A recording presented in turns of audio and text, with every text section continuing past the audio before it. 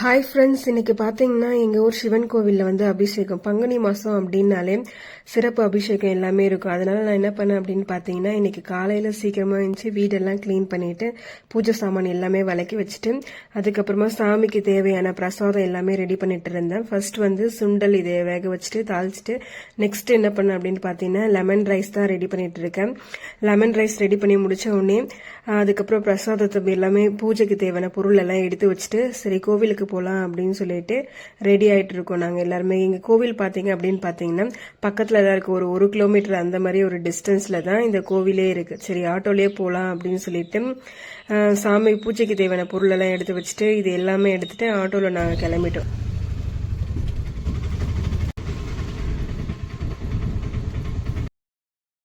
அது தெரியுது பார்த்தீங்களா, அதுதான் எங்கள் ஊரோட சிவன் கோயில். சரி வாங்க கோவிலுக்குள்ளே போய் பார்க்கலாம். சரி இப்போ நம்ம கோவிலுக்கு வந்தாச்சு. நெக்ஸ்ட் என்ன, நம்மளோட திங்ஸ் எல்லாம் எடுத்துகிட்டு போய் உள்ளே வைக்கணும்.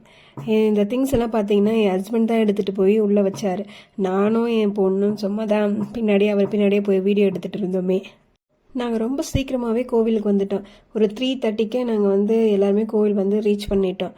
அபிஷேகம் ஸ்டார்ட் பண்ணுறதுக்கு இன்னும் 1 hour இருக்கிறதுனால சரி என் ஹஸ்பண்ட் என்ன பண்ணாருன்னா சரி போய் நான் எல்லாம் சாமியை கும்பிட்டு வந்துடுறேன்னு சொல்லிட்டு அவர் கிளம்பிட்டார்.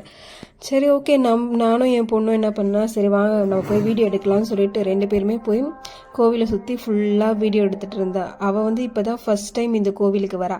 சரி அதனால் நான் அவளுக்கு அப்படியே கோவில் சுற்றி வீடியோ எடுத்த மாதிரி இருக்கும், அவளுக்கும் கோவில் ஃபுல்லாக சுற்றி காமிச்ச மாதிரி இருக்கும்னு சொல்லிட்டு ஃபுல்லாக கோவில் சுற்றி நாங்கள் 2 பேரும் வீடியோ எடுத்துகிட்டு இருந்தோம்.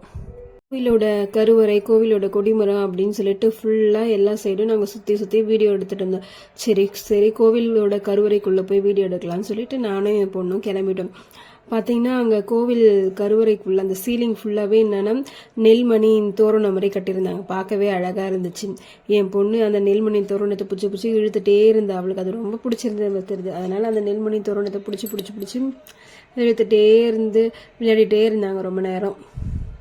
அப்புறம் நானும் என் பொண்ணு அபிஷேகத்துக்கு எடுத்துகிட்டு வந்த பால், பன்னீர், சந்தனம் இது எல்லாமே எடுத்துகிட்டு போய் கொடுத்துட்டு அபிஷேகம் பார்க்கறதுக்காக அப்படியே உட்காந்துட்டோம். அப்புறம் ஐயர் வந்து அபிஷேகம் பண்ண ஆரம்பிச்சிட்டாரு. ஃபர்ஸ்ட் வெளியே இருக்க சாமிக்கு அபிஷேகம் பண்ணி முடிச்சதுக்கு அப்புறம் தான் உள்ளே இருக்க கருவறைக்கு போய் அவர் அபிஷேகம் பண்ணுவார்.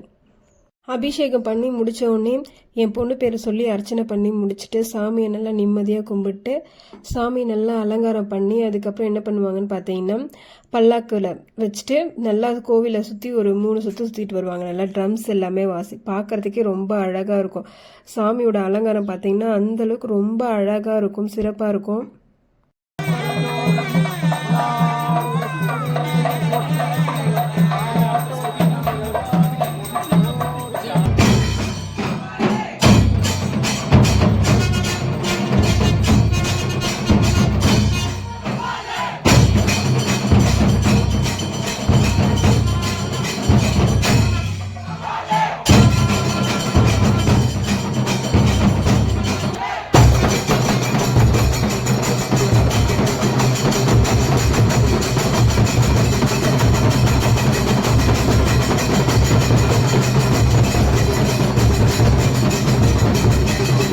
சாமியை நிம்மதியாக கும்பிட்டு முடிச்சுட்டு என்னோட ஹஸ்பண்ட் வந்து பிரசாதம் கொடுக்க போயிட்டாரு.